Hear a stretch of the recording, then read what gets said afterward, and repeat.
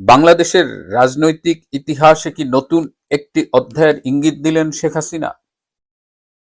সম্প্রতি প্রকাশিত একটি সাক্ষাৎকারে তিনি বলেছেন, I will return with my head held high. আমি মাথা উঁচু করেই দেশে ফিরব। এই যে দৃঢ় উচ্চারণ, এর ভিত্তি কোথায়? একদিকে আওয়ামী লীগের কার্যক্রমের উপরে নিষেধাজ্ঞা, তার হাজার হাজার কর্মী বন্দী, জেলে, অথবা লক্ষ লক্ষ কর্মী ঘর ছাড়া, মামলা হামলা, নিপীড়ন নির্যাতনের শিকার। সেই মুহূর্তে এই দীপ্ত উচ্চারণ কিসের ইঙ্গিত করে? আজকে শুধুমাত্র আবেগ নয়, বরং রাজনৈতিক বাস্তবতা, ইতিহাস, আন্তর্জাতিক রাজনৈতিক সমীকরণ এবং বাংলাদেশের বর্তমান অবস্থার প্রেক্ষিতে একটি নির্মোহ বিশ্লেষণ করবার চেষ্টা করব। সাথে থাকবেন।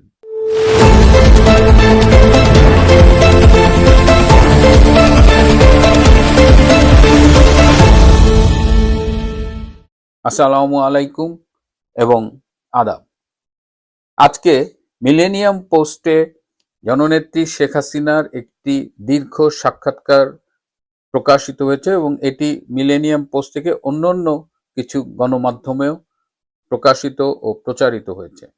সেখানে আজকে যেহেতু 19শে মে, 1981 সালের 17ই মে তার ঐতিহাসিক প্রত্যাবর্তন ঘটেছিল, সুতরাং আজকে প্রাসঙ্গিকভাবেই তার আবার দেশে ফেরা নিয়েই এই সাক্ষাৎকারে অনেক আলোচনা হয়েছে। তিনি দৃঢ়তার সাথে বলেছেন তিনি ফিরবেন, কিন্তু কিসের ভিত্তিতে তিনি ফিরবেন, তিনি কবে ফিরবেন? আমি গত পরশুদিন 17ই মে একটি এপিসোডে বলেছিলাম যে তিনি এবছরের 2026 সালের ডিসেম্বরের মধ্যে ফিরবে অথবা 2027-এ ফিরবে। অনেকেই আমাকে বলেছেন কেন আমি 2027 বললাম। এই প্রশ্নের কিন্তু চমৎকার একটা উত্তর দিয়েছেন বঙ্গবন্ধু কন্যা শেখ হাসিনা। তিনি বলেছেন তিনি কখন কবে ফিরবেন এক্ষেত্রে সময়টা গুরুত্বপূর্ণ নয়, বরং এক্ষেত্রে তার ফেরার পক্ষে একটি রাজনৈতিক বাস্তবতা গুরুত্বপূর্ণ। সুতরাং বাংলাদেশে তার প্রত্যাবর্তনের সপক্ষে একটি রাজনৈতিক বাস্তব পরিস্থিতি সৃষ্টি হলেই তিনি ফিরবেন। অনেকেই প্রশ্ন করেন যে আওয়ামী লীগ তাহলে কি করছে এই মুহূর্তে? অনেকেরই দেখলাম যে বেশ এই কেউ ক্ষোভের সাথে বলে। সেই প্রশ্নের উত্তরও কিন্তু এই সাক্ষাৎকারে আছে। আওয়ামী লীগ এখন বাংলাদেশ থেকে হারিয়ে যাওয়া গণতন্ত্র পুনরুদ্ধারের সংগ্রামে লিপ্ত। বাংলাদেশ থেকে যে গণমাধ্যমের স্বাধীনতা, মত প্রকাশের স্বাধীনতা, বিচার বিভাগের স্বাধীনতা সবকিছু হারিয়ে গেছে, সবকিছুকে ফিরিয়ে আনার সংগ্রামে আওয়ামী লীগ লিপ্ত। এর বাইরেও আওয়ামী লীগ রাজনৈতিকভাবে সংগঠিত হচ্ছে, আওয়ামী লীগ আন্তর্জাতিকভাবে তাদের যোগাযোগ বাড়াচ্ছে। সুতরাং যারা বলেন আওয়ামী লীগ কি করছে, তাদের জন্য এই প্রশ্নের জবাবটি এর মধ্যেই রয়েছে। তিনি এই সাক্ষাৎকারে বারবার 1981 সালের 17ই মের কাছে ফিরে গেছেন, তিনি ইতিহাসের কাছে ফিরে গেছেন। তিনি বলেছেন যে বর্তমানে যে প্রতিকূল পরিস্থিতির মধ্য দিয়ে আওয়ামী লীগ যাচ্ছে, তিনি আছেন এর চেয়েও কঠিনতর প্রতিকূল পরিস্থিতির মধ্য দিয়ে তিনি অতীতে গিয়েছেন। সুতরাং এই রকম পরিস্থিতির মধ্য দিয়ে যাবার অভিজ্ঞতা তার রয়েছে। 1981 সালের 17ই মে যখন তিনি বাংলাদেশে ফেরেন, তখনও তার জীবনের প্রতি হুমকি ছিল, তাকে হত্যার হুমকি দেওয়া হয়েছে। তিনি যেন দেশে ফিরতে না পারেন তার জন্য সর্বোচ্চ চেষ্টা করেছেন সেই সময়ের সামরিক জান্তা জেনারেল জিয়াউর রহমান। শেখ হাসিনার প্রত্যাবর্তন ঠেকাতে সেই সময় একটা প্রতিরোধ কমিটি পর্যন্ত গঠিত হয়েছিল, যে কমিটির আহ্বায়ক ছিলেন সেই সময়ের জাতীয় সংসদের স্পিকার মির্জা গোলাম হাফিজ।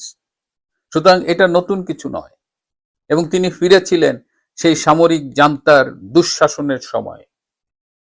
সুতরাং তার একদিকে যেমন অভিজ্ঞতা আছে, তেমনি তিনি বলেছেন যে গণতন্ত্র পুনরুদ্ধারের সংগ্রাম, মানুষের অধিকারের সংগ্রাম, মানবাধিকারের সংগ্রাম, এই সব সংগ্রাম ফিরিয়ে আনার জন্য তার সংগঠন লড়াই করছে। তার মানে তার প্রত্যাবর্তন শুধুমাত্র ব্যক্তি শেখ হাসিনার প্রত্যাবর্তন হবে না, বরং তার প্রত্যাবর্তন হবে বাংলাদেশে গণতন্ত্রের প্রত্যাবর্তন।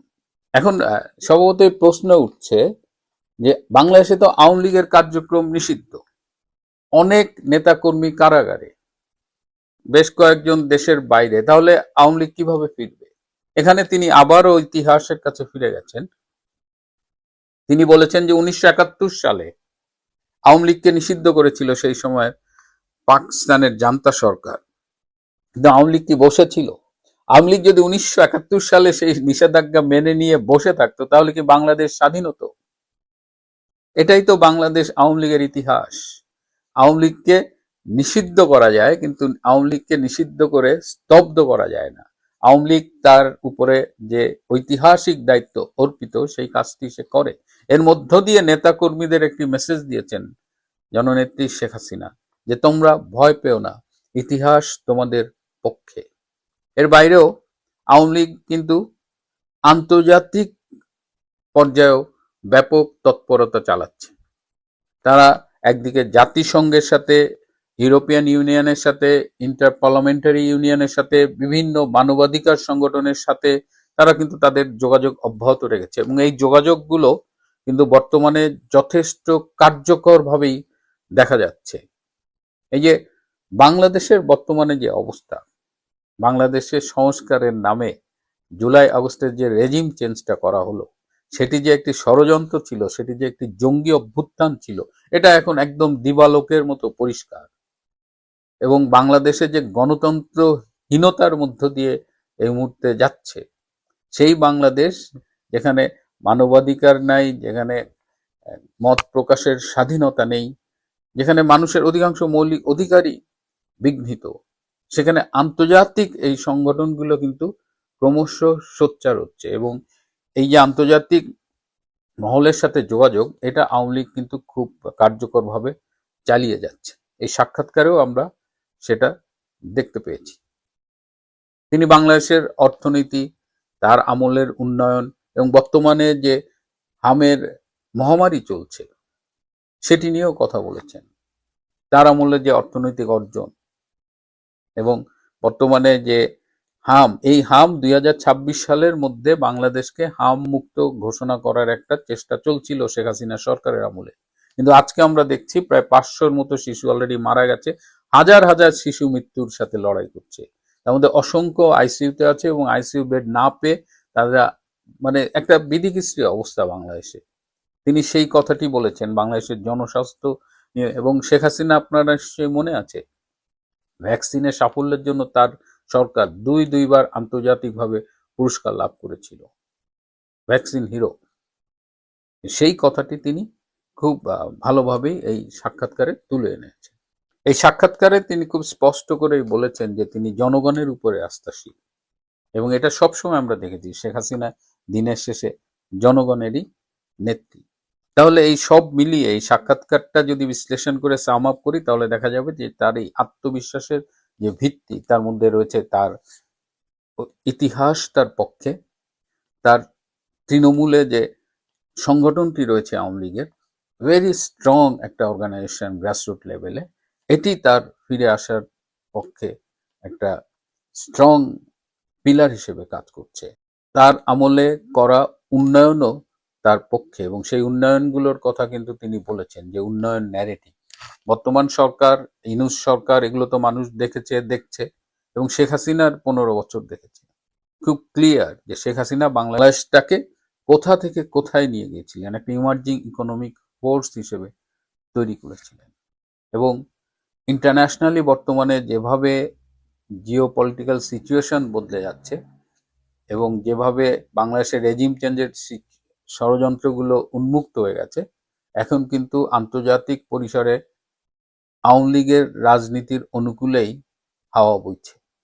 আর সবশেষে রয়েছে একটি বাংলাদেশ যেখানে গণ অসন্তোষ ক্রমশ দানা বেঁধে উঠছে, এবং এই গণ অসন্তোষ দানা বাঁধার মধ্যেই কিন্তু রাজনৈতিক সংগঠন হিসেবে আওয়ামী লীগ কিন্তু তার জায়গা করে নেবে।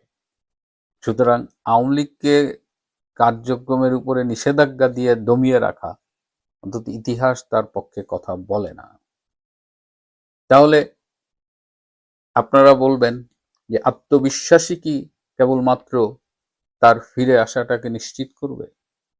আত্মবিশ্বাস জরুরি, তবে এর সাথে আরো প্রয়োজন রাজনৈতিক বাস্তবতা বাংলাদেশের সময়, আন্তর্জাতিক রাজনীতির সমীকরণ এবং বাংলাদেশের বর্তমান সংকটের অবস্থা, এই সংকট এভাবে কন্টিনিউ করতে থাকলে বর্তমান বিএনপির যে সরকার ক্ষমতায়, তাদের জন্য আগামী দিনগুলো সুখকর নাও হতে পারে। প্রিয় বন্ধুরা, আপনারাও কি মনে করেন শেখ হাসিনা মাথা উঁচু করে বাংলাদেশে ফিরে আসবেন? আপনারা কমেন্টে আপনাদের মতামত জানান। আজ এ পর্যন্তই। ভালো থাকবেন, সুস্থ থাকবেন। তার চেয়েও জরুরি হলো নিরাপদে থাকবেন। সবাইকে অনেক ধন্যবাদ।